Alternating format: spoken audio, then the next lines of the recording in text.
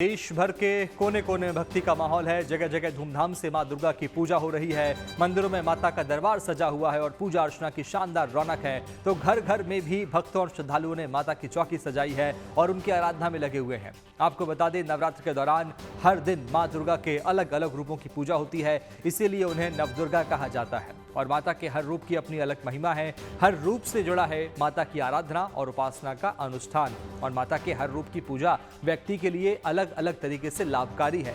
तो अपने इस खास शो में आज हम आपको बताएंगे इस बार नवरात्र पर कैसे पाएं मां दुर्गा से 9 वरदान, क्योंकि मां भगवती का हर स्वरूप अपने आप में विशेष होता है और ये अपने भक्तों पर विशेष कृपा बरसाती है। तो चलिए जानते हैं नवरात्र में 9 देवियों की आराधना से आप कौन कौन से वरदान प्राप्त कर सकते हैं।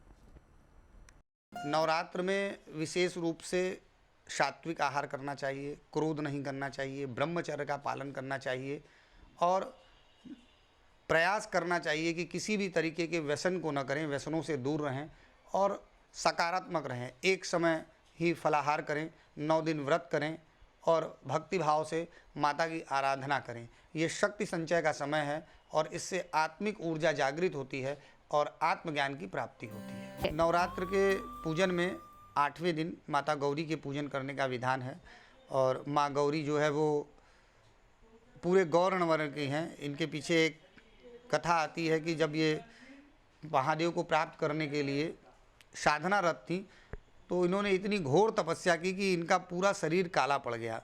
तो महादेव जब प्रसन्न होकर इनके सामने प्रकट हुए तो महादेव ने इनको जो है गंगा जल से स्नान करवाया। तो माता का वर्ण जो है पूरा एकदम सफ़ेद यानी गौर्ण वर्ण हो गया। तो माँ उसी रूप में जो है भक्तों का कष्ट हरती हैं और बड़े ही सौम्य रूप में, आनंदित रूप में भक्तों को जो है आशीर्वाद प्रदान करती हैं। माता महागौरी की पूजा के लिए सर्वप्रथम आप सुबह उठ जाइए, 8वें दिन व्रत रहिए, हो सके तो निराजल, नहीं तो एक टाइम फलाहार लेकर के रहिए। माता को जो है फल फूल नैवेद्य और उनको जो है श्वेत वस्त्र की चीज़ें अर्पित करिए। माता को जो है फल में केला है, चीकू है, अनानास है, ये सभी प्रकार के जो वन क्षेत्र के फल विशेष रूप से आते हैं वो अर्पित करना चाहिए और माता को खीर हलवा इसका भोग लगाना चाहिए। और 9 कुमारी कन्याओं को निश्चित ही खिलाना चाहिए। इस दिन कुमारी कन्याओं को खिलाने से ही सभी प्रकार की कुमारी पूजन करने से सभी प्रकार की मनोकामना सिद्ध होती है। माता कालरात्रि यानी महाकाली जो है वो आदिशक्ति का सबसे प्रमुख और उग्र स्वरूप है। माता नौ दुर्गा में भी जो है एक स्वरूप माता महाकाली का आता है और माँ महाकाली जो है वो कृष्ण वर्ण की हैं। उनके एक हाथ में भुजा है, दूसरे हाथ में जो है खप्पर है और नरमुंड माला है गले में और एक ये उग्र स्वरूप जो है उनका माता का शक्ति का प्रकट होता है। परंतु माता बड़ी ही करुणामयी हैं और सभी को जो है अभय वरदान देने वाली, मोक्ष प्रदान करने वाली और माता जो है काल और मृत्यु इन दोनों का जो है संबंध करने वाली हैं। माता कालरात्रि की उपासना से व्यक्ति को जो है मोक्ष और वो निर्भय होता है, सभी प्रकार के भय नकारात्मक चीज़ें समाप्त हो जाती हैं।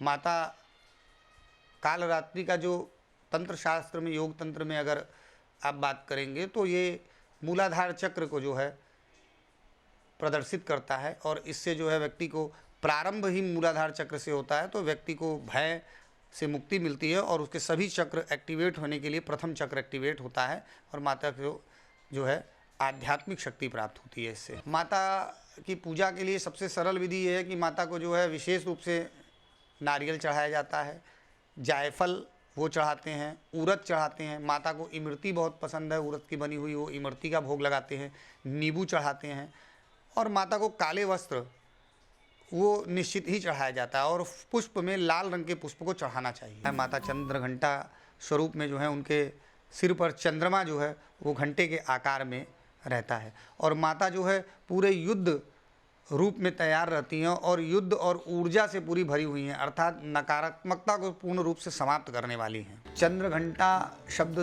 अर्थात माँ चंद्रघंटा का स्वरूप जो है वो पूर्णतः ऊर्जा वाला है और मंगल ग्रह भी जो है ऊर्जा से संबंधित हैं।